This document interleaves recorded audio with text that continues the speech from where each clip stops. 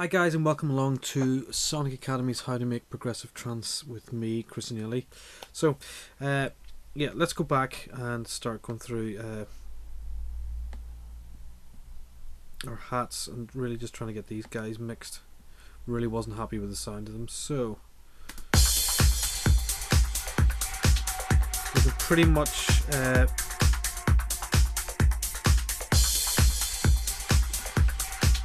let's mute bus 30 for a second.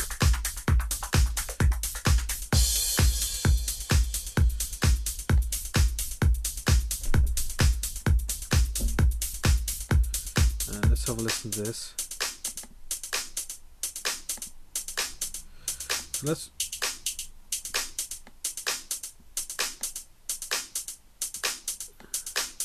So that hat, I'm filtering out some more bottom end, and let's see if we can see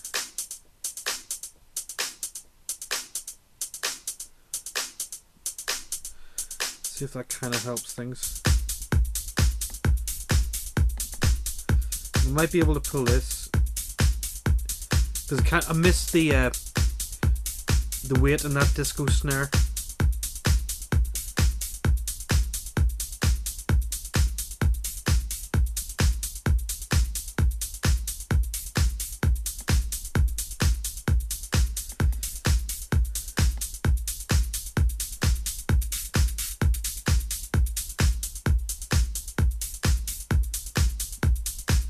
So just look at these electro hats again.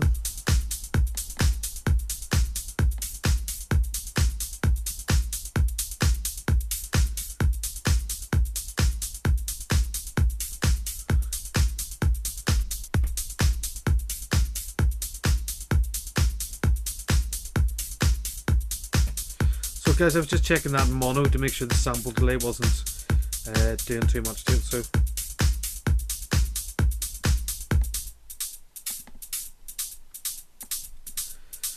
So let's have a look at these closed hats.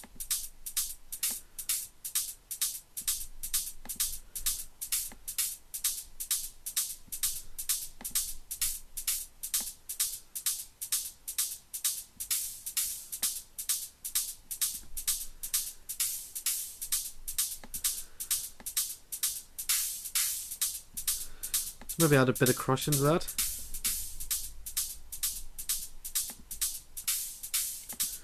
Let's look at our automation. Let's remove that 4 dB.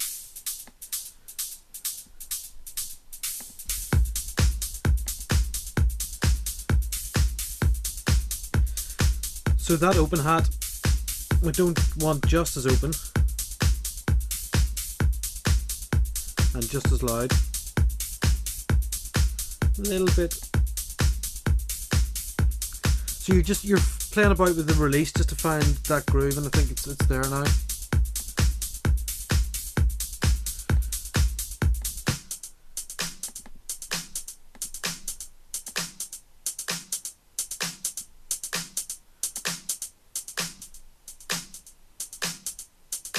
So what I'm doing is the difference between the the velocity sensitivity here. See if we can get it sort of grooving a wee bit better. So I think that sounds quite good there.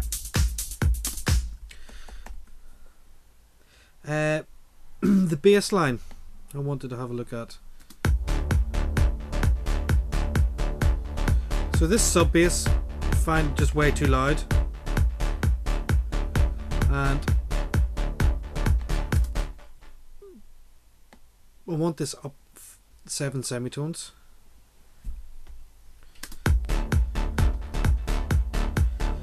And maybe pull it back a wee bit.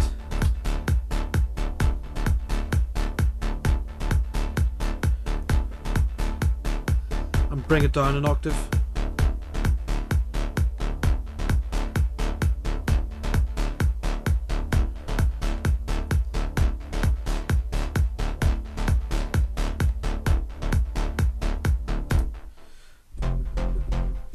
That's more the sound we want there. That's sort of 7th.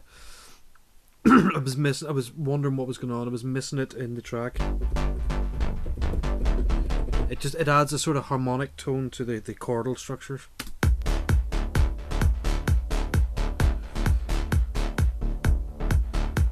So we can probably pull up.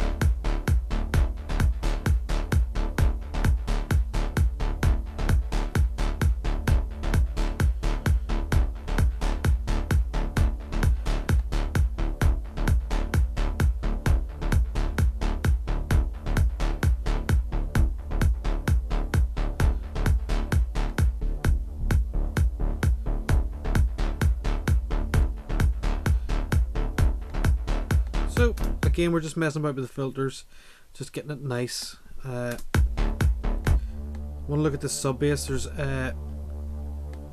too much distortion going on, and I want to pull. It's just got to be a bit more dark. So it's just got to sit. There's a nicer tone to it now. It's not as, it's just sitting below the sub bass or the sonic bass. So that's the hats looked at. Make sure we've taken the hats out in the first instance. So we can probably pull the crash. Unmute bus 30.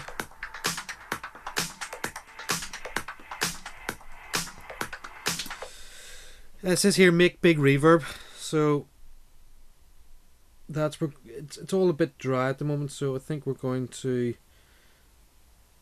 have a look at making one of my favorite effects and start sort of busting a few things over to it. So what bus have we got free? Let's have a look. So bus 1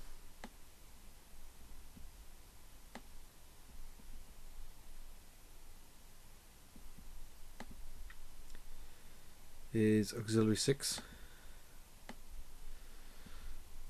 and I'm going to name this big reverb.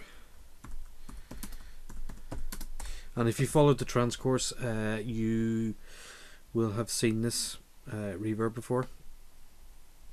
So there's a big reverb, and it's got we can take off the filter, so it's got a tape delay,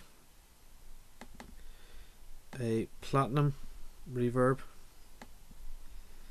a compressor, and a low cut. And I adore this reverb. I just think it adds a bigness to everything.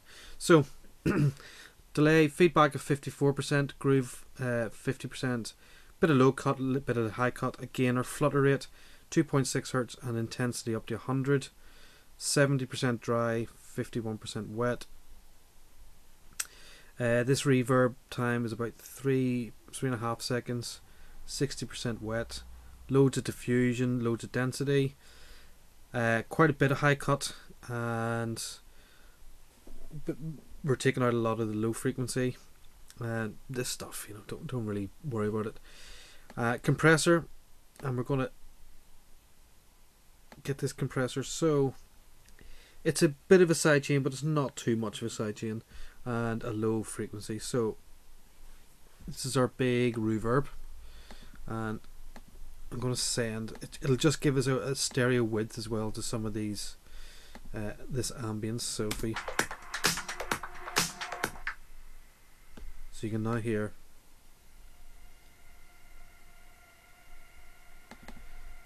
So let's have a look at the compressor and get it.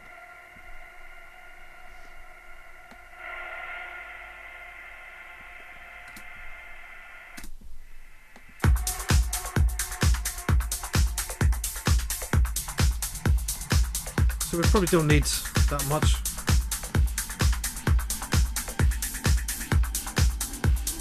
So ambient riser would definitely send over.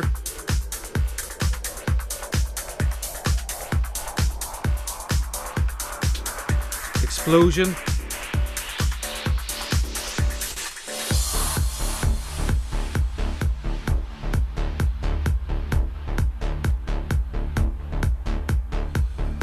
So we want to have a look at this answer bass. I think it's a bit loud.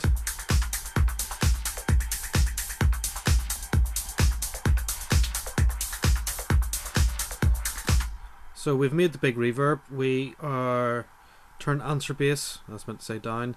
So we're going to look at mixing FX better. Look at the side chain, maybe we'll play about with the settings on that and the explosion. Filter down the pads coming into the riff. We'll do the rest of this in the next part.